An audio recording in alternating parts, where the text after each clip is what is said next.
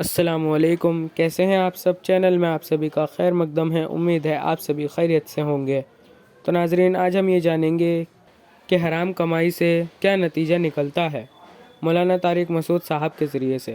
تنحى يا حزن واهجر فؤادا توكل بجد بعزم فصيح فإن آگے اللہ تعالیٰ فرماتے ہیں والذین هم لأماناتهم وعہدهم راعون۔ یہ بہت اہم آیت ہے یار، یہ بہت اہم آیت ہے، کاش یہ چیز مسلمانوں میں آ جائے۔ امانتوں اور معاہدوں کی پابندی، ایگریمنٹ کی بولو پابندی۔ امانت کا مطلب کوئی بھی عہدہ آپ کو دیا گیا ہے، آپ پہ اعتماد کر کے آپ اس کو ذمہ داری سے پورا کریں۔ آپ نے جب کسی سے کوئی ایگریمنٹ کر لیا، اسٹیٹ ایجنٹ کتنے 2 نمبر ہوتے ہیں سوائے ان کے جو میرا بیان سن رہے۔ کل میرے پاس کیس آیا، جمعے کو، چند دن پہلے جمعے کو کیس آیا، کتنے ایڈوانس میں دے دیا، سودا بک ہو گیا۔ اب کسٹمر کو، ویسے تو اسٹیٹ ایجنٹ الو بنا رہے ہوتے ہیں، کسٹمر بھی بنا رہے ہوتے ہیں۔ اب کیا ہے کہ جی دوسرا زیادہ اچھا مل گیا تو ادھر سے زبان چینج کر کے اس سے معاملہ کرنا شروع کر دی۔ بہت 2 نمبریاں ہو رہی ہیں پیسوں کے معاملے میں۔ مسلمان سیدھا نہیں ہے۔ اسٹیٹ ایجنٹ کیا کرتا ہے، آپ سے پیسے لیے، کوئی اچھا پلاٹ ملے گا آپ کو دوں گا، اچھا ملے نا تو نیت چینج، ابے اس کو کیوں دوں، خود نہ رکھ لوں میں۔ حالانکہ معاہدہ کس سے ہوا تھا؟ آپ سے معاہدہ ہوا تھا۔ 2 نمبریاں ادھر سے گھسیٹو ادھر سے گھسیٹو۔ آپ نے جب مالک مکان سے گھر لیا کرائے پر، آپ نے معاہدہ یہ کیا تھا 1 سے لے کے 5 تاریخ تک میں کرایہ، عام طور پہ 5 تک دے دیا جاتا ہے، آپ نہیں دے رہے 5 تاریخ کو کرایہ۔ اس کا فون آ رہا ہے، بھائی کرایہ کیوں نہیں دیا؟ آپ چلو اب دے دیتا ہوں میں۔ معاہدہ تو توڑ دیا نا آپ نے، معاہدہ 5 کا ہوا تھا، وہ کال کر کے کیوں بتا رہا ہے آپ کو؟ نہیں آئی بات۔ جو کام آپ کا تھا وہ کیوں؟ بیت الخلا جب جانا ہوتا ہے دوسرا بتا رہا ہوتا ہے، سر آپ 24 گھنٹے ہو گئے ابھی تک واش روم نہیں گئے، کائنڈلی اب آپ چلے جائیں۔ آپ کی ضرورت ہے نا واش روم، جب آپ کو تقاضا ہوتا ہے آپ کسی سے مشورہ لیتے ہو یا ڈاکٹر کہے گا فوراً جاتے ہو؟ تو یہ جو آپ کا ایگریمنٹ ہوا نا کہ گھر میں استعمال کروں گا اور کرایہ میں اتنے دن دوں گا، اتنے دن تک دے دوں گا، تو اب جب اتنے دن گزر گئے تو یہ ذمہ داری کس کی ہے؟ آپ گناہگار ہو رہے ہو، آپ گناہگار ہو رہے ہو، آپ کو دینا پڑے گا اس کو، اس کے کال کیے بغیر۔ سمجھتے ہو کہ نہیں سمجھتے ہو؟ آپ کسی اسکول میں ٹیچر ہو، آپ کا ایگریمنٹ ہوا تھا کہ آپ بچوں کو پڑھاؤ گے اور تنخواہ لو گے، آپ پڑھا رہے نہیں ہو، تنخواہ پوری لے رہے ہو، یہ معاہدے کی خلاف ورزی ہے یا نہیں ہے؟ کسی سیاستدان نے ووٹ لیے اس بیس پہ کہ میں یہ کروں گا میں یہ کروں گا، ووٹ لے کے جیت گیا، اب نہ یہ کر رہا ہے نہ وہ کر رہا ہے، پوری قوم اس میں مبتلا ہے، کوئی بھی مستثنا نہیں ہے۔ تو یہ بہت بڑا المیہ ہے، بہت بڑا المیہ ہے۔ تو معاہدوں کی پاسداری کرنی پڑے گی آپ کو، مذہب کا حکم ہے۔ والذین هم علی صلواتہم یحافظون، اور وہ لوگ اپنی نمازوں کی حفاظت کرتے ہیں۔ نماز کو اللہ نے 2 دفعہ ذکر کیا، پہلے کہا خشوع و خضوع سے پڑھتے ہیں، اب کہا کیا کرتے ہیں؟ حفاظت۔ حفاظت کا مطلب پتہ ہے کیا ہے؟ ٹائم پہ پڑھنا، کیونکہ ٹائم گزار دیا تو ضائع کر دیا آپ نے، ٹائم گزار دیا تو کیا کر دیا؟ ضائع کر دیا۔ انہی آیتوں کی وجہ سے امام ابو حنیفہ سفر میں 2 نمازیں اکٹھی پڑھنے کے قائل نہیں ہیں، کیونکہ قرآن کہہ رہا ہے کہ اپنی نمازوں کی حفاظت۔ حفاظت کا مطلب کیا ہے؟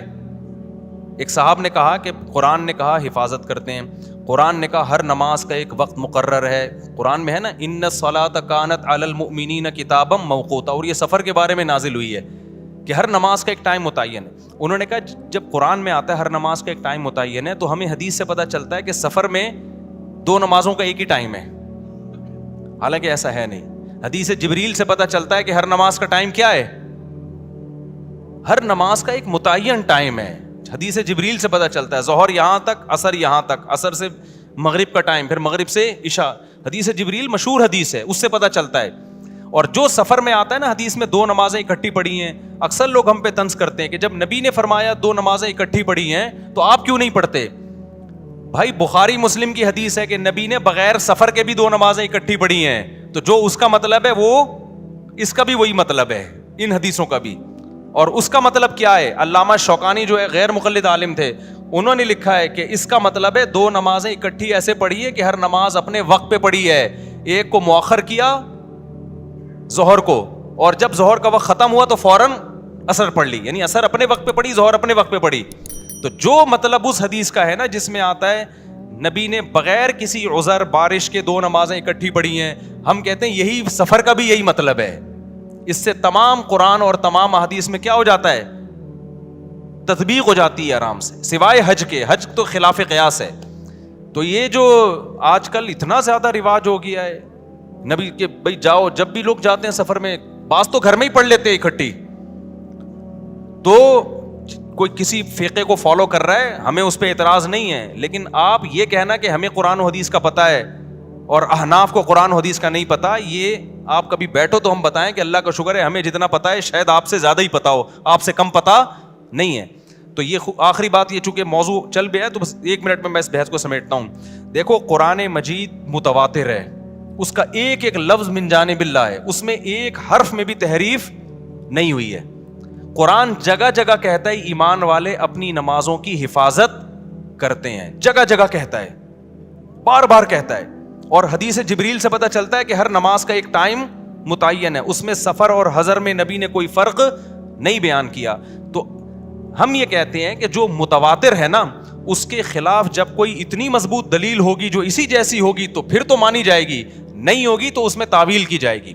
تو قرآن کے مقابلے میں جو احادیث ہیں جن میں آتا ہے کہ 2 نمازیں اکٹھی پڑھی جائیں, ان کے بارے میں خوب سمجھ لو, یا تو وہ واضح نہیں ہے کہ اکٹھی کا مطلب کیا ہے, قضا کر کے پڑھی ہے یا قضا کیے بغیر پڑھی ہے, وہ واضح نہیں ہے. بلکہ صحیح حدیث سے پتہ چلتا ہے کہ اس طرح پڑھی ہے کہ ظہر کو عصر کے قریب اور عصر کو مقدم, یہ صحیح حدیث سے ہی پتہ چلتا ہے.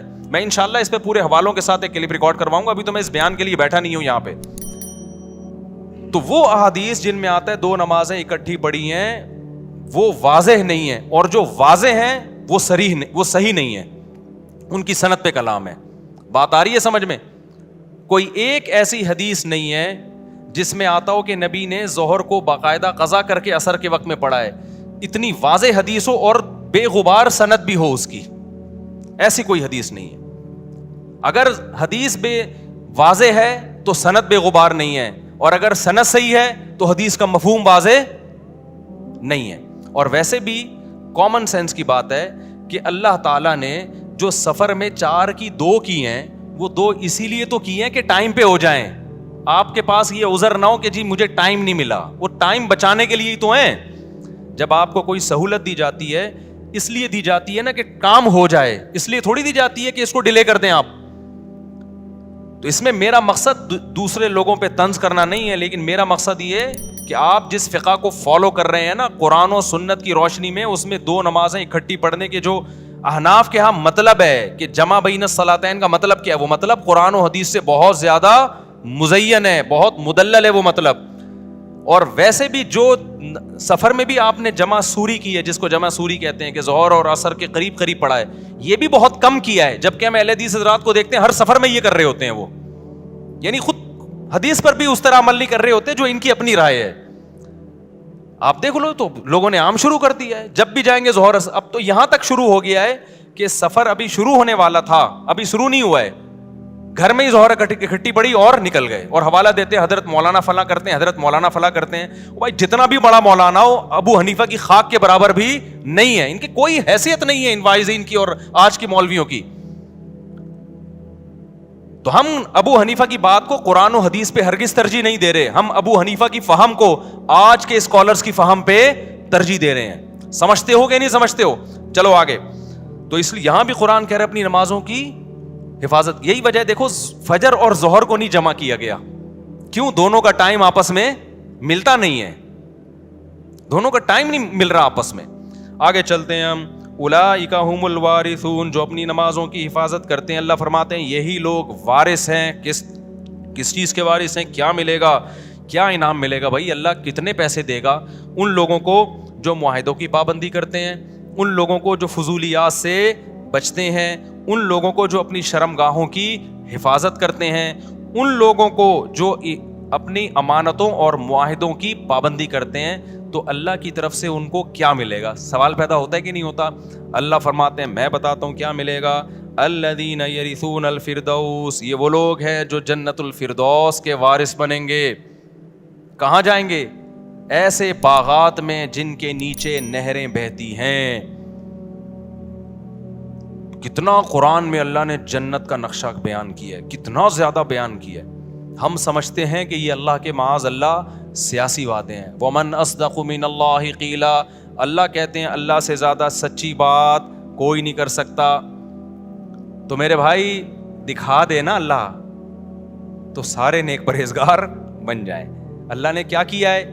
چھپا دیا ہے. تو چھپا ہوا ہے، اس لیے ہم جیسے لوگ مارکیٹ میں گھوم رہے ہیں.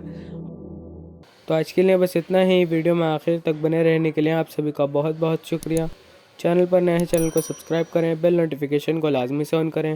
السلام علیکم.